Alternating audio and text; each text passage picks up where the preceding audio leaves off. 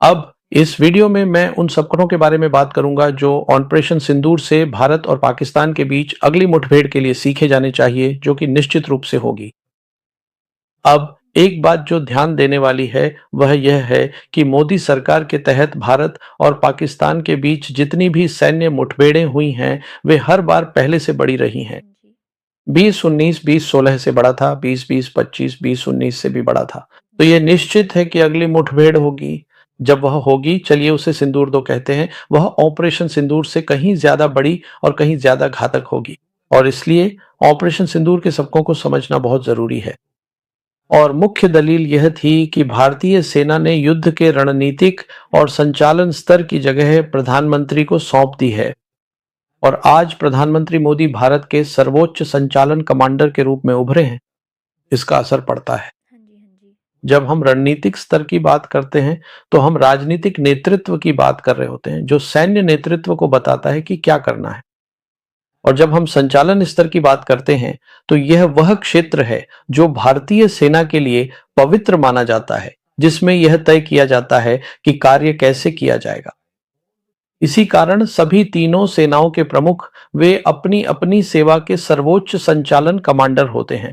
अब जैसा कि मैंने कहा था, 2014 में प्रधानमंत्री ने संचालन निर्देश दिया था कि भारतीय सेना केवल आतंकवादियों पर ही ध्यान केंद्रित करे। हाँ जी। यह अधिकार भी प्रधानमंत्री को सौंप दिया गया है। तो मुख्य बात थी आतंकवाद विरोधी अभियान।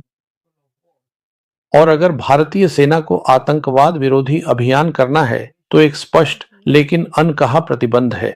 प्रतिबंध यह है कि भारतीय सेना द्वारा कोई सैन्य से सैन्य टकराव नहीं किया जाएगा। ऐसा कुछ हमने 2019 में और 2025 में भी होते देखा है। जी। 2019 में हमने देखा कि भारतीय वायुसेना ने बालाकोट अभियान चलाया, जो कि आतंकवाद विरोधी अभियान थे। लेकिन जब अगले दिन भारतीय पाकिस्तानी वायुसेना की ओर से जवाबी कार्रवाई हुई, सैन्य से सैन्य टकराव के संदर्भ में, क्योंकि उन्होंने भारतीय भूमि पर सैन्य ठिकानों को निशाना बनाया, भारतीय वायुसेना ने स्वीकार किया कि जो उन्होंने किया वह युद्ध की कार्रवाई थी। लेकिन भारतीय वायुसेना ने जवाब नहीं दिया। और यह ठीक उसी सीमा के बारे में था कि कोई सैन्य से सैन्य टकराव न हो। बिल्कुल ऐसा ही टकराव, और इसीलिए भारतीय पक्ष की ओर से कोई बढ़ोतरी नहीं हुई। यही बात हमने ऑपरेशन सिंदूर में भी देखी थी। जी, जी। कृपया याद करें, ऑपरेशन सिंदूर में पहली रात 6 से 7 मई को जो हवाई लड़ाई हुई थी, उसमें भारतीय वायुसेना ने आतंकवाद विरोधी अभियान चलाए थे। उसने 2 आतंकवादी ढांचों, 2 आतंकवादी ठिकानों को निशाना बनाया था। लेकिन जब तुरंत ही पाकिस्तान वायुसेना की ओर से जवाबी कार्रवाई हुई, जो कि हवाई से हवाई टकराव था, यानी सैन्य से सैन्य टकराव, हवाई से हवाई टकराव, जो हम जानते हैं कि किसी भी वायुसेना का मुख्य मिशन होता है। मेरे आकलन में भारतीय वायुसेना ने जवाब नहीं दिया, क्योंकि उस पर एक संचालनात्मक प्रतिबंध लगाया गया था।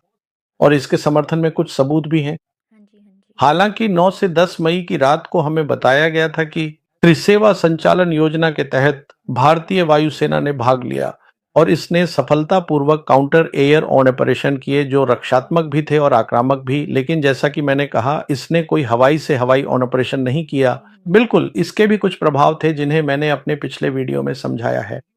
लेकिन इस वीडियो में मैं जिस मुख्य बात पर चर्चा करना चाहता हूं वह यह है कि ये प्रतिबंध किसने लगाए, या इस मामले में प्रधानमंत्री की किसने मदद की संचालन स्तर के युद्ध को स्वीकार करने में।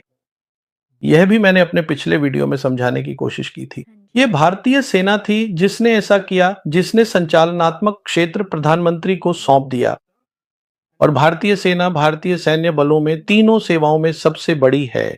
और यह 2016 में तथाकथित सर्जिकल स्ट्राइक के दौरान किया गया था, जो भारतीय सेना द्वारा की गई थी। वे वास्तव में सर्जिकल स्ट्राइक नहीं थी, वे नियंत्रण रेखा के दूसरी ओर सतही आतंकवाद विरोधी अभियान थे, जिसे भारतीय सेना ने राजनीतिक नेतृत्व को खुश करने के लिए सर्जिकल स्ट्राइक कहकर एक नैरेटिव बना दिया और इस तरह उस क्षेत्र को प्रधानमंत्री को सौंप दिया। अब सवाल यह है कि भारतीय सेना ने ऐसा क्यों किया, और इसका जवाब बहुत ही सरल है। कृपया याद रखें कि किसी भी सेना का मुख्य कार्य गर्म युद्ध के लिए तैयारी करना होता है। और जब हम गर्म युद्ध की बात करते हैं तो हम जनरलशिप की कला को अपनाने की बात कर रहे होते हैं। और जनरलशिप की कला यह है कि आप युद्ध के विज्ञान और कला के बीच संतुलन बनाएं। यही युद्ध की कला है और ये किसी भी वरिष्ठ अधिकारी या जनरल का मुख्य कार्य होता है। अब जब हम युद्ध के विज्ञान और कला के इस संतुलन की बात करते हैं, तो कोई भी व्यक्ति आपको बताएगा कि किसी वरिष्ठ अधिकारी की सेवा या वर्दी में अनुभव केवल लगभग 25% ही मायने रखता है, इससे अधिक नहीं। 75% जनरलशिप की कला युद्ध में आई प्रगति को जानने में है और इसके लिए आप पढ़ते हैं और चिंतन करते हैं। यही युद्ध कला है। भारतीय सेना के मामले में, जैसा कि मैंने समझाया है, पिछले 35 वर्षों से यह आतंकवाद विरोधी अभियानों में उलझी रही है, जो कि सामरिक अभियान हैं, जिन्हें उन्होंने अब एक संचालन कला के स्तर तक ऊंचा कर दिया है, जबकि वे वास्तव में ऐसा नहीं है। तो बात यह है कि जहां तक भारतीय सेना का सवाल है, मेरा मानना है कि भारतीय सेना युद्ध में आई प्रगति, खासकर पीएलए की, जो युद्ध कला में सबसे आगे है और भारत की मुख्य चुनौती भी है, से खुद को अपडेट नहीं रख पाई है। मैं यहाँ 2 उदाहरण दूंगा। जी। पहला उदाहरण खुद सेना प्रमुख का है। हाँ जी, हाँ जी। अब जनरल उपेंद्र द्विवेदी, जो सेना प्रमुख हैं, उन्होंने हाल ही में बात करते हुए युद्ध के बदलते स्वरूप का जिक्र किया, जहां उन्होंने कहा कि आज भारतीय सेना के पास कई युद्ध क्षेत्र हैं जो एक साथ काम करते हैं, जिसे उन्होंने मल्टी डोमेन ऑपरेशंस कहा। और उन्होंने युद्ध के क्षेत्रों की सूची दी, जिसमें उन्होंने कहा कि ये हैं स्थल, वायु, अंतरिक्ष, साइबर, सूचना, इलेक्ट्रॉनिक स्पेक्ट्रम, अकादमिक जगत और उद्योग। अब समस्या यह है कि ये सभी क्षेत्र वास्तव में भारतीय सेना या भारतीय सैन्य के युद्ध क्षेत्र नहीं हैं, जी, जी। क्योंकि जब हम युद्ध क्षेत्र की बात करते हैं, तो हम किसी सेवा या सैन्य बल की उस क्षमता की बात कर रहे होते हैं, जिससे वह उस विशेष क्षेत्र में अपने प्रतिद्वंद्वी से मुकाबला, संघर्ष और सामना कर सके। और जब आप परिभाषा को देखें, तो भारतीय सेना या सेवाओं के पास केवल 3 युद्ध क्षेत्र हैं। तीनों सेवाएं, सेना, वायुसेना और नौसेना की अपनी अपनी भौतिक युद्ध क्षेत्र हैं और वहीं वे लड़ सकती हैं। जहां तक साइबर स्पेस और इलेक्ट्रॉनिक स्पेक्ट्रम का सवाल है, भारतीय सेना में जिस बारे में प्रमुख ने बात की, उसके संदर्भ में ये केवल फोर्स मल्टीप्लायर हैं, जो युद्ध के क्षेत्रों को बढ़ाते हैं। ये अपने आप में युद्ध क्षेत्र नहीं है। बिल्कुल तो ऐसा। समस्या, जैसा कि मैंने यहाँ कहा, यह है कि अगर पीएलआई का अध्ययन किया जाए, तो यह महसूस किया जाएगा कि आज पीएलआई के पास 7 युद्ध क्षेत्रों में लड़ने की क्षमता है, जबकि भारत केवल 3 युद्ध क्षेत्रों में ही लड़ सकता है। इसलिए मैं यहाँ तक कि सेना प्रमुख को भी मेरी किताब पढ़ने की सिफारिश करता हूँ। यह किताब 2022 की शुरुआत में आई थी। इसका नाम है द लास्ट वॉर। पीएलआई के बारे में जानने योग्य अधिकांश बातें इसमें हैं। पीएलआई क्या कर रही है, उसकी क्षमताएं, उसका युद्ध सिद्धांत और वह किस दिशा में जा रही है, इन सब के बारे में मुझे लगता है कि मैंने इस किताब में न्याय करने की कोशिश की है, तो शायद इसे पढ़ना सार्थक रहेगा। अब मैं एक और सेना प्रमुख की बात करता हूं। एक पूर्व सेना प्रमुख, जनरल द्विवेदी के पूर्ववर्ती जनरल मनोज पांडे, जो एक अन्य कार्यक्रम में थे, जी, जी। और मैंने उन्हें यह कहते सुना कि भविष्य का युद्ध, जब उनसे पूछा गया सिंदूर के बाद, तो उन्होंने कहा भविष्य का युद्ध जी, वैसा नहीं होगा जैसा सिंदूर में हुआ था। और फिर उन्होंने पीएलआई के युद्ध के बारे में अटकलें लगाना शुरू कर दिया। अब बिल्कुल। सबसे पहले मैं ये कहना चाहूंगा कि सिंदूर 2 सिंदूर 1 से भी बड़ा युद्ध होगा। जो हमने देखा वह 4 दिनों का युद्ध था, और वास्तव में सिंदूर इस बात की पूरी झलक देता है कि सिंदूर 2 कैसा होगा, और इसी कारण सिंदूर के सबकों पर ध्यान केंद्रित करने की आवश्यकता है। अब जहां तक पीएलआई का सवाल है, जनरल पांडे और सैन्य नेतृत्व के लिए कुछ अच्छी खबर है। मुझे इस पर बिल्कुल भी विश्वास नहीं है। वे अपनी खुद की युद्ध सराहना और युद्ध अभ्यास कर सकते हैं कि पीएलआई वास्तव में भारतीय सेना के साथ लड़ेगी, और इसका कारण भू राजनीतिक है। लेकिन मैं यहां इस क्षेत्र में नहीं जाऊंगा। लेकिन एक उदाहरण है, एक मामला है जहां पीएलआई उन ग्रे जोन ऑपरेशनों से आगे जाएगी जो वह करती है। और वह स्थिति यह है कि जब वर्तमान दलाई लामा का निधन होगा, तो चीन निश्चित रूप से 15वें दलाई लामा, यानी उनके उत्तराधिकारी, पर नियंत्रण चाहता है। बिल्कुल। वह तिब्बतियों या भारतीयों को 15वें दलाई लामा पर नियंत्रण करने की अनुमति नहीं देगा।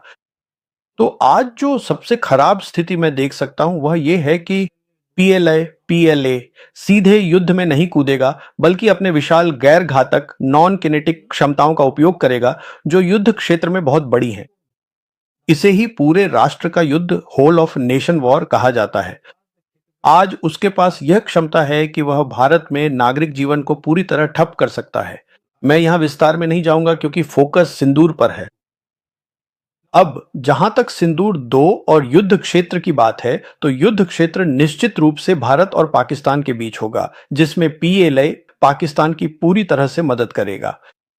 तो जो हमने सिंदूर 1 या ऑपरेशन सिंदूर 1 फ्रंट इंटीग्रेटेड वॉर में देखा था, हाँ वह जी। बहुत ऊंचे स्तर पर और भी बढ़ाया जाएगा।